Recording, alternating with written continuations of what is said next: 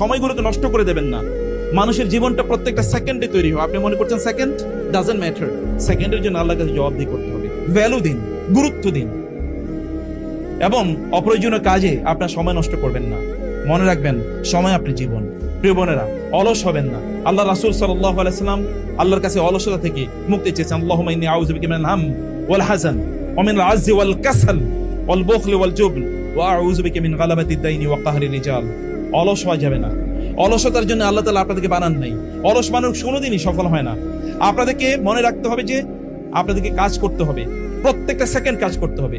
অপ্রয়োজনে বসে থাকবেন না, খুঁটিনাটি করবেন না, অপ্রয়োজনে সময় নষ্ট করবেন না। একটা বই পড়ুন, কবে একটা লেকচার শুনুন, অথবা আপনাদের বাচ্চাদেরকে নিয়ে নাসিহা করুন, অথবা আপনার স্বামীর সাথে গল্প করুন, ওরা দেখুক, অথবা আপনার স্ত্রীর সাথে গল্প করুন, ওরা দেখুক যে family bonding is very good. যে ফ্যামিলিতে বন্ডিং ভালো থাকে না, ওই ফ্যামিলির সন্তানরা কোনোদিন ভালো মানুষ হয় না। ওরা কখনোই তাদের মধ্যে প্রেম, ভালোবাসা, মানুষের জন্য অনুভূতি, এটা কোনোদিনই তৈরি হয় না। পরিবারে আল্লাহ সুবহানাহু ওয়া তাআলা বলে দিয়েছেন ওয়াজআলা বাইনাকুম মাওয়াদ্দাতাও ওয়া রাহমা। আল্লাহ তাআলা স্বামী এবং স্ত্রীর মধ্যে মাওয়াদ্দা তৈরি করে দিয়েছেন, ভালোবাসা তৈরি করে দিয়েছেন, রহমত তৈরি করে দিয়েছেন। আপনারা একজনের প্রতি রহমত করুন, অনুগ্রহ করুন। বাইরের মানুষের চেয়ে আপনাদের নিজেদের প্রতি অনুগ্রহ করা, নিজেদের মানুষের প্রতি অনুগ্রহ করা অনেক অনেক বেশি উত্তম, অনেক বেশি গুরুত্বপূর্ণ। আল্লাহ তাআলা বলেছেন, তারা আপনাদেরকে প্রশ্ন করে মাযা ইউনফিকুন কুল মা আনফাকতুম মিন খাইরিন ফালিল ওয়ালিদাইনি ওয়াল আকরাবিন। তারা বলে যে কোথায় তারা ব্যয় করবে। আল্লাহর রাসূলকে এসে সাহাবায়ে কেরামরা জিজ্ঞেস করতেন।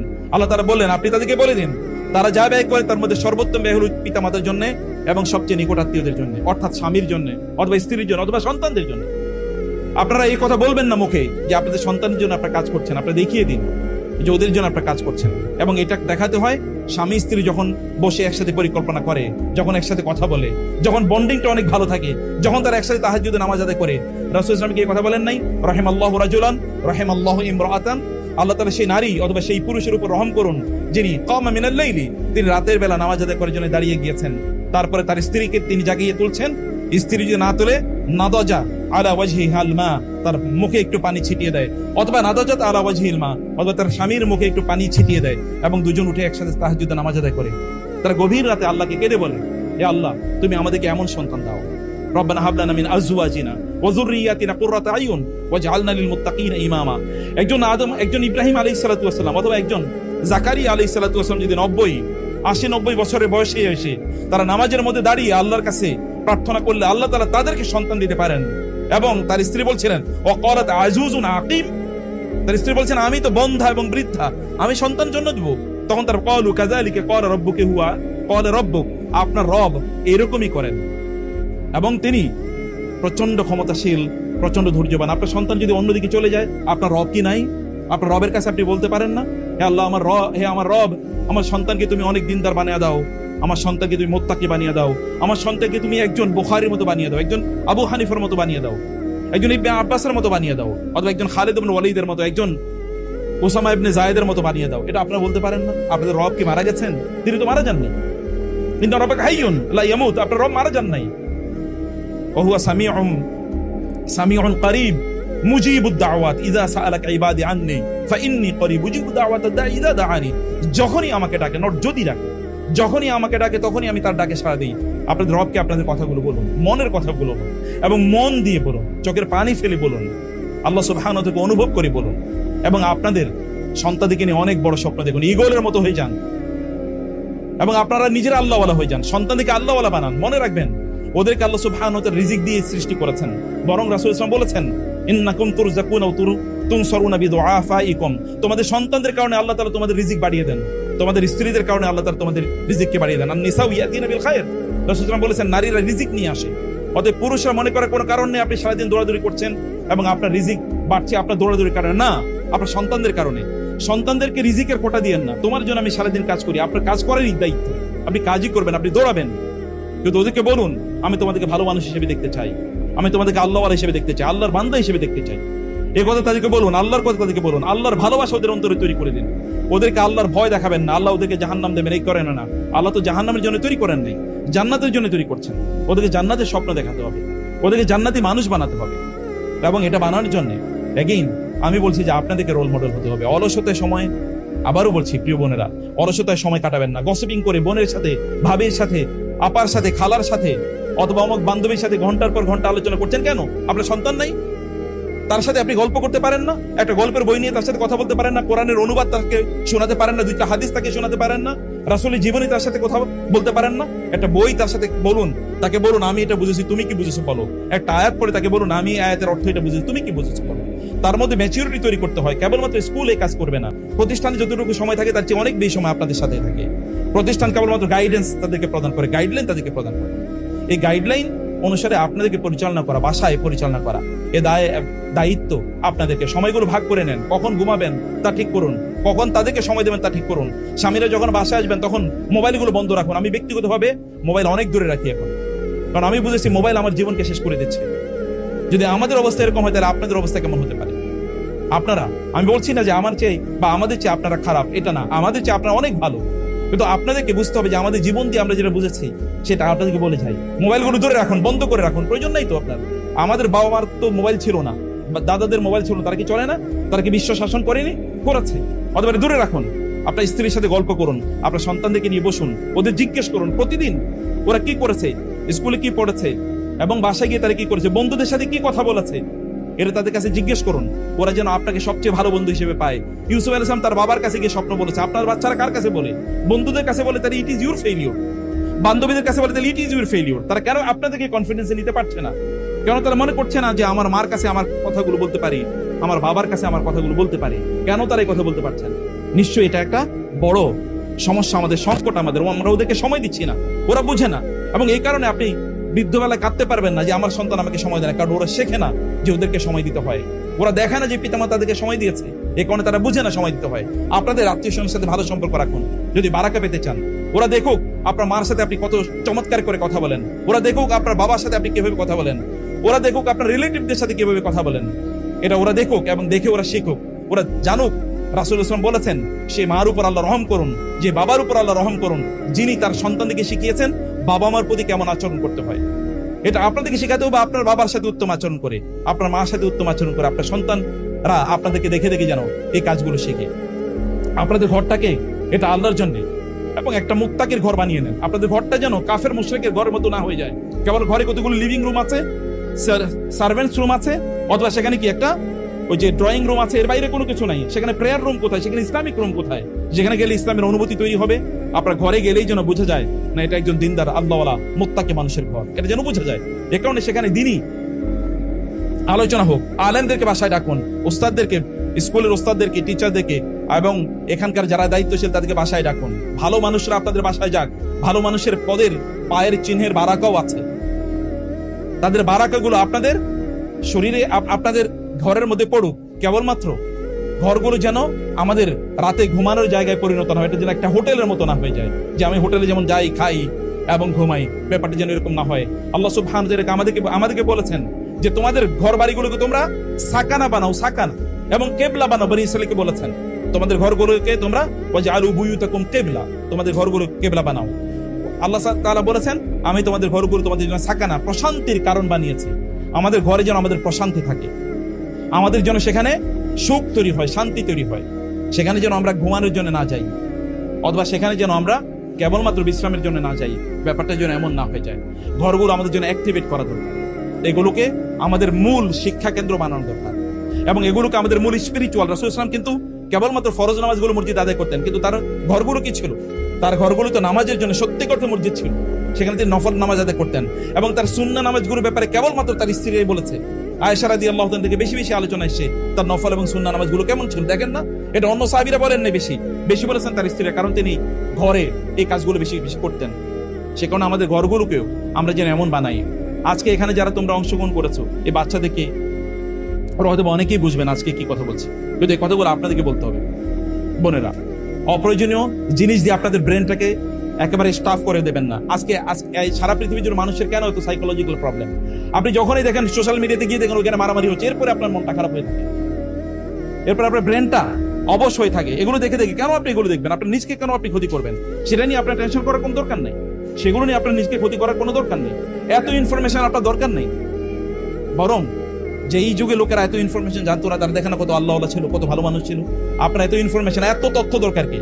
আপনি যখনই সোশ্যাল মিডিয়াতে ঢুকেন তখনই দেখেন এখানে একটা হারাম, একটা অশ্লীল দৃশ্য চলে এসে, এরপরে নামাজের যখন আপনি সেজদা দেন তখন ওইরকম একটা দৃশ্য আপনার চোখে চলে আসে। তাহলে আপনি নামাজে বারাকা পাবেন কোথেকে? ইন্না সালাতা তানহা আনিল ফাহশাই ওয়াল মুনকার, নামাজের মধ্যেই তো মুনকারের কথা অথবা ফাহশার সেই দৃশ্য আমার চোখের সামনে ভেসে ওঠে। এই কারণে এগুলো থেকে দূরে থাকতে হলে আপনাদেরকে কোরআনের দিকে আপনাদের চোখটা নিবিষ্ট করুন। ওয়ালাউ শি'না লারাফা'নাহু বি, আল্লাহ তাআলা বলেছেন তোমরা যদি কোরআনকে আঁকড়ে ধরতে আমি তোমাদেরকে কোরআনের মাধ্যমে উন্নত করতাম। ইন্না আল্লাহা ইয়ারফাউ বিহাদাল কিতাবি আকওয়ামান ওয়া ইয়াদউ বিহি আখারিন, এই কিতাবকে আঁকড়ে ধরলে আল্লাহ তাআলা অবশ্যই সম্মান প্রদান করবেন, আর এই কিতাবকে ছেড়ে দিলেই আল্লাহ সুবহানাহু ওয়া তাআলা অপমানিত এবং লাঞ্ছিত করবেনই। দিন এসে আপনাদেরকে বিজয়ী করার জন্য, আমরা তো দিন নিয়ে পরাজিত হওয়ার কথা না।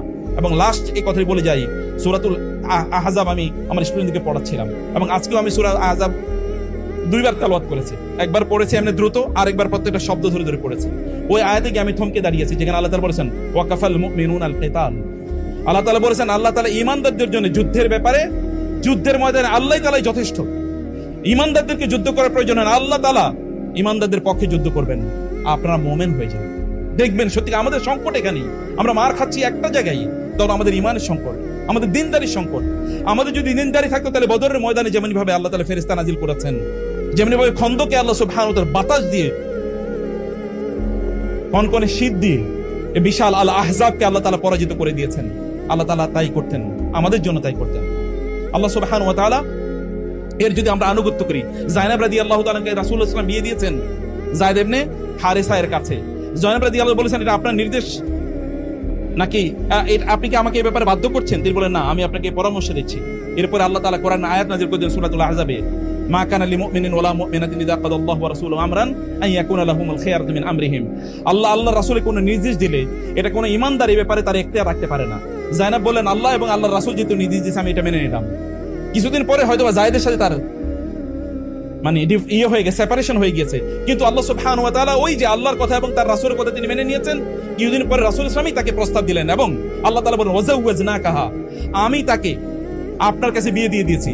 আসমান থেকে আল্লাহ সুবহানাহু ওয়া তাআলা নির্দেশ নাজিল করলেন এবং আল্লাহ সুবহানাহু ওয়া তাআলা যায়েনবের বিয়ের ব্যবস্থা করে দিলেন রাসূলুল্লাহ সাল্লাল্লাহু আলাইহি ওয়াসাল্লামের সাথে। একটাই মাত্র কারণ আল্লাহ, এবং তিনি বলতেন অন্য স্ত্রীদের সাথে গল্প করে, তোমাদের বাপ মারা অথবা তোমাদের আত্মীয়স্বজন তোমাদেরকে রাসূলের সাথে বিয়ে দিয়েছে, কিন্তু আমাকে বিয়ে দিয়েছে আমার আল্লাহ। কারণ একটাই, কারণ তিনি আল্লাহর কথা মেনে নিয়েছেন। এরকম অসংখ্য ঘটনা আছে। জুলাইবিবের কাছে রাসূল সাল্লাল্লাহু আলাইহি ওয়াসাল্লাম একজন নারীকে বিয়ে দিলেন, তার বাবা মা যদিও ডিনাই করেছে নারী বিয়ে করতে চেয়েছে।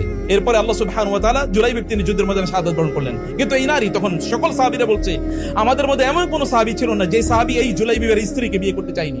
আমরা প্রত্যেকে উদ্গ্রীব ছিলাম তাকে আমরা বিয়ে করব। একটাই কারণ ছিল, কারণ আল্লাহ রাসূলকে তারা অনুসরণ করেছে। আপনারা অনুসরণ করেই দেখেন না প্লিজ, দেখেন না আল্লাহ সুবহানাহু কোথায় আপনাদের মর্যাদা নিয়ে যায়, কোথায় আল্লাহ তাআলা আপনাদের সম্মান নিয়ে যায়। আকাশচুম্বী সম্মান করে দেবেন আপনাদের ব্যাপারে আল্লাহ তাআলা সিদ্ধান্ত নেবেন, আরশে মহাকাশে তিনি সিদ্ধান্ত নেবেন, জমিনে সিদ্ধান্ত হবেন ইনশাআল্লাহ। আপনার সন্তানরা আপনারাই বলছেন ওরা মোবাইলে অ্যাডিক্টেড হয়ে যাচ্ছে। মোবাইলে যে সকল অ্যাপস গুলো আছে এই অ্যাপস গুলোকে তৈরি করা হয় অ্যাডিকশন দিয়ে, আমাদের ব্রেন থেকে যেন ডোপামিন রিলিজ হয়। এই কারণে সাইকোলজিস্টদেরকে নিয়োগ করা হয় সোশ্যাল মিডিয়াগুলোকে কিভাবে আরো অ্যাডিক্টেড করা যায়, আরো অ্যাডিক্টিভ করা যায়, এই জন্য তারা নিয়ন্ত্রণ করে। পৃথিবীর সবচেয়ে দামি সাইকোলজিস্টদেরকে ফেসবুক, ইউটিউব অথবা এই জাতীয় ইনস্টাগ্রাম এরা তাদেরকে নিয়োগ করে এবং তাদেরকে হাই স্যালারি দেয় যেন মানুষের মধ্যে গ্লুড হয়ে থাকে। আপনারা আপনাদের মোবাইল হাতে রাখবেন আর বাচ্চাদেরকে বলবেন মোবাইল হাতে নিও না, এটা তো আল্লাহ বলেন নাই। আল্লাহ তাআলা বলেছেন তোমাদেরকে এক্সাম্পল হয়ে যেতে হবে, আপনাদেরকে এক্সাম্পল হয়ে যেতে হবে। আপনারা রোল মডেল হয়ে যান আপনাদের বাচ্চাদের কাছে, এবং ওরা দেখুক আপনারা পড়ছেন, ওরা দেখুক আপনারা নামাজ আদায় করছেন, ওরা দেখুক আপনারা ভালো মানুষ নিজেরা হচ্ছেন এবং ওদেরকে ভালো মানুষ বানানোর জন্য আপনারা কাজ করছেন। আপনারা তাহাজ্জুদ নামাজ আদায় করুন, ওরা দেখুক আপনারা তাদের জন্য কাঁদছেন, আপনাদের চোখের পানি আল্লাহ সুবহানাহুর সামনে পড়ছে ওদের জন্য, এই অনুভূতি ওদের মধ্যে তৈরি হোক। আল্লাহর প্রতি ভালোবাসা ওরা আপনাদের জীবন থেকে শিখুক, আপনাদের ওয়াজ থেকে লেকচার থেকে তারা না শিখুক। কারণ বাচ্চারা লেকচার শুনতে চায় না, ওরা দেখতে চায়। ওদেরকে দেখিয়ে দিন। আপনাদেরকে ঠিক সেই মানুষটি হয়ে যেতে হবে যেমনই ভাবে আপনারা আপনাদের সন্তানদেরকে চান। আপনি তাদেরকে নামাজের কথা বলবেন, আপনি নামাজের জন্য রোল মডেল হয়ে যান। আপনি দৌড়ে মসজিদে যান যখন নামাজের আজান হয়, ইযা নুদিয়া লিস-সালাতি মিন ইয়াউমিল জুমআহ ফাসআউ ইলা যিকরিল্লাহ। আপনার সন্তান অন্তরে এই সালাতের প্রতি ভালোবাসা তৈরি হোক। আপনি বাসায় সকালবেলা কোরআন তেলাওয়াত করুন এবং বোনেরা কোরআন বুকে নিয়ে শুয়ে পড়ুন। যখন ঘুমাবেন তখন কোরআন বুকে থাকুক। আপনার সন্তান বুঝুক না মা প্রচন্ড ভালোবাসে কোরআনকে, এটা একটা লিগাসি।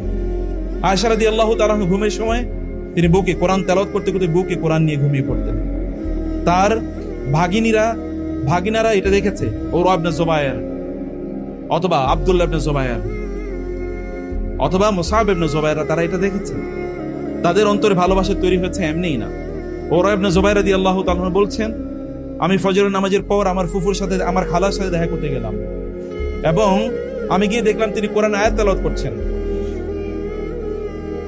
ওয়াকবালা বা'দুহুম আলা বা'দিন ইয়াতাসাআলুন ক্বালু ইন্না কুন্না ক্বাবলু ফি আহলিনা মুশফিকিন ফামান্নাল্লাহু আলাইনা ওয়া ওয়াকানা আযাবাস সামুম ইন্না কুন্না মিন ক্বাবলু নাদউ ইন্নাহু হুয়াল বাররুর রহিম। তিনি বলেন, আমি ফজরের পর, সূর্য উদয়ের পর তাসবিহ তাহলিল পড়ে আমার ফুফুর সাথে দেখা করতে গিয়ে আমি দেখেছি, আমার খালার সাথে দেখা করতে গিয়ে আমি দেখেছি তিনি কোরআন তেলাওয়াত করছেন, ইশরাকে নামাজ আদায় করছেন। আমি দেখলাম তিনি কাঁদছেন আর এই আয়াতগুলো তেলাওয়াত করছেন। আমি অনেকক্ষণ দাঁড়িয়ে থাকলাম, দেখলাম তিনি নামাজ শেষ করছেন না। আমি ভাবলাম আমি একটু বাজারে যাই, আমার একটু কাজ আছে, কাজগুলো শেষ করে আসি। বাজার থেকে প্রায় 2 ঘন্টা করে ফিরে এসে দেখলাম আমার খালা তখনও একই আয়াত তেলাওয়াত করছে এবং তিনি কাঁদছেন। অন্তরে ভালোবাসা তৈরি হয় যখন আমরা সেটা প্র্যাকটিস করি। যে ভাইয়ারা, আপনাদেরকে বলছি, আপনাদের সন্তানরা দেখুক যে আপনারা তাদেরকে নিয়ে প্রচন্ড উদ্গ্রীব, তাদেরকে আপনারা অনেক বড় দেখতে চান, ওদেরকে নিয়ে স্বপ্ন দেখুন, ওদেরকে আপনাদের স্বপ্নের কথা বলুন। যেমনি ভাবে ইউসুফ আলাইহিস সালাম স্বপ্ন দেখেছেন, তার বাবাকে তিনি স্বপ্নের কথা বলেছেন। তিনি স্বপ্নে দেখেছেন 11টি তারকা, একটি চাঁদ, একটি সূর্য তাকে সিজদা করে। সত্যি আল্লাহ তাআলা তাকে নবী বানিয়েছেন। আপনার সন্তানরা কি, তারা কি স্বপ্ন দেখে, এবং আপনারা আপনাদের সন্তানদেরকে নিয়ে কি স্বপ্ন দেখেন, ওদেরকে নিয়ে বসুন এবং ওদেরকে বলুন, বাবা তোমাকে আমি এই জায়গায় দেখতে চাই, মা তোমাকে আমি এই জায়গায় দেখতে চাই, আমি তোমাকে একজন আয়েশা হিসেবে দেখতে চাই, আমি তোমাকে একজন আব্দুল্লাহ ইবনে আব্বাস হিসেবে দেখতে চাই রাদিয়াল্লাহু তাআলা আনহুম আজমাইন। এবং আপনারা তা হয়ে যান। হে আল্লাহ, তুমি আমাদের সন্তানগুলোকে, আমাদের অন্তরকে প্রশান্তকারী, চক্ষুকে শীতলকারী বানিয়ে দাও। হাযা ওয়া সাল্লাল্লাহু সুবহানাহু ওয়া তাআলা নবিয়ানা মুহাম্মদ ওয়া আলিহি ওয়া সাহবিহি আজমাইন। সুবহানাকাল্লাহুম্মা ওয়া বিহামদিক আশহাদু আল্লা ইলাহা ইল্লা আনতা আস্তাগফিরুকা ওয়া আতুবু ইলাইক। ওয়া আসসালামু আলাইকুম ওয়া রাহমাতুল্লাহি ওয়া বারাকাতুহু।